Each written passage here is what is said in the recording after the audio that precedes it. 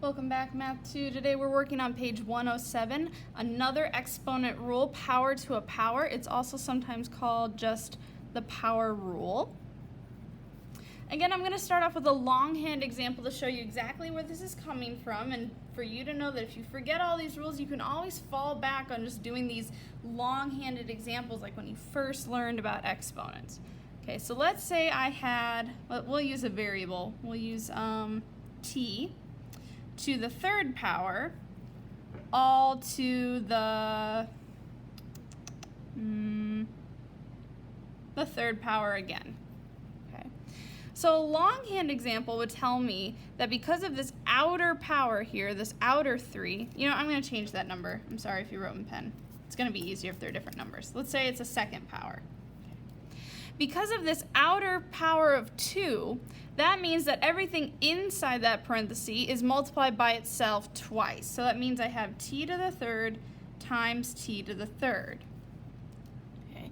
Now you can either use your product rule and know that in this scenario you should add your two 3's together and get t to the 6, or I'll just write them all out. 1, 2, 3 for my first t to the third, and another 3 t's for my second t to the third, and all together that becomes t to the 6.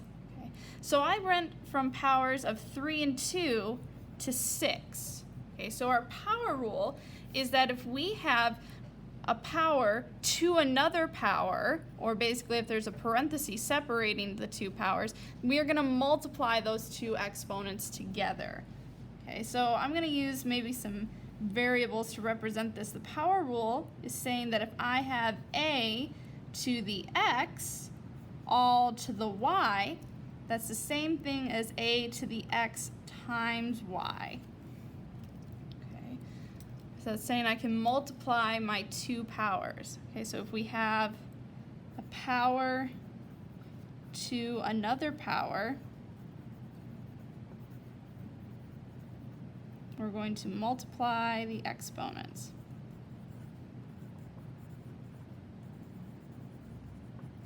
Okay, so let's try a few of just this rule, and then we'll start mixing it with some of the other exponent rules that we've been working with. Okay, let's say I had 3x to the second all to the fifth. Okay, well that would go on both, so our powers here would get multiplied, but that fifth would also be attached to the 3, so this should become 3 to the fifth x to the 10th, because 2 times 5 is 10. Okay, and again, with exponents, if you have a number, I want you to actually simplify that. So 3 to the 5th power is 243, so this is really 243 x to the 10th. This also works across fractions. Let's say I had h to the third over r to the fourth, all to the third power. Okay. That 3 is going to get multiplied by both of those exponents in there, so you should have h to the 9th over r to the 12th. Okay, oops. Again, I'm not boxing my answers. Terrible.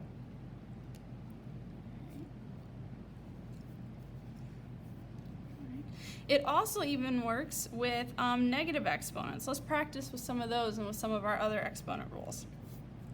Okay, let's say I have 2x to the negative third, y to the fourth, all to the second power.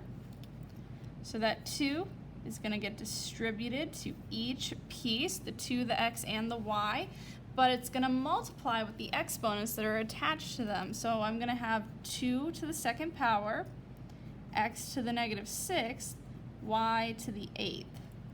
Okay. And then let's finish off our other rules. So we know that a negative exponent, that piece with a negative exponent, should be sent to the denominator. So I should have 2 squared and my y staying on top. And in the denominator is where I'll have my x to the 6. And then my last step would be to simplify 2 squared.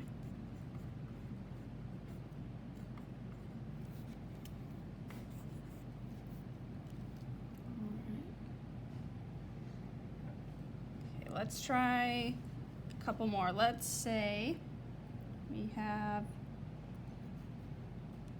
7r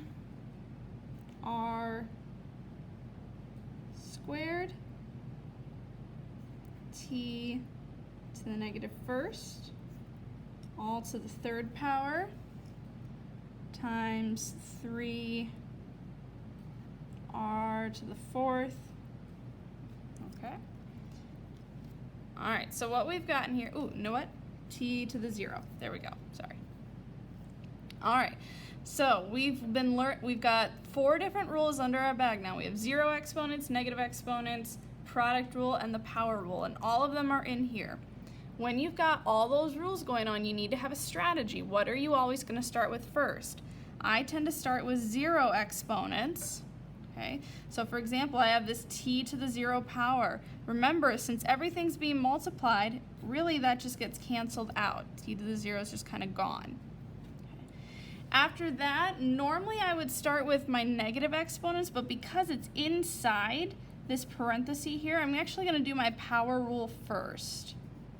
Okay, so I do my 0 exponents, then my power rule.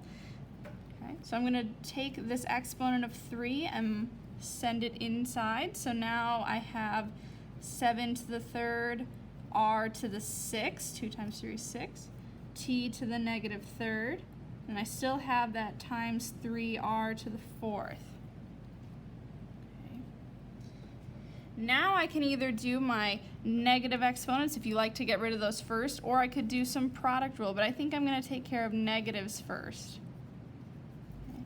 I have one negative exponent. It needs to get sent to the denominator. I'm going to bring this down over here. So I have 7 to the third, r to the 6, times 3r to the fourth, all over t to the positive third. All right, 2 more steps. You're not done until all your numbers are simplified. You only have one of each variable, so right now I have 2 separate r's. They need to combine. And luckily I don't have any negative exponents now, so that part is done as well. So next I'm going to use my product rule. Okay. I'm going to combine my r to the 6th and my r to the 4th. So now here's the thing that messes a lot of people up. So we used our power rule earlier where we multiplied exponents. Now I need to go back and use our product rule where we add exponents. Okay. So this should give me 7 to the third times 3, and then all together we have r to the 10th divided by t to the third. And then lastly, I want to simplify my numbers. Okay. So I want to figure out what is 7 to the third times 3. So 7 to the third and then times 3. It's going to give me 1,029 r to the 10th all over t to the third.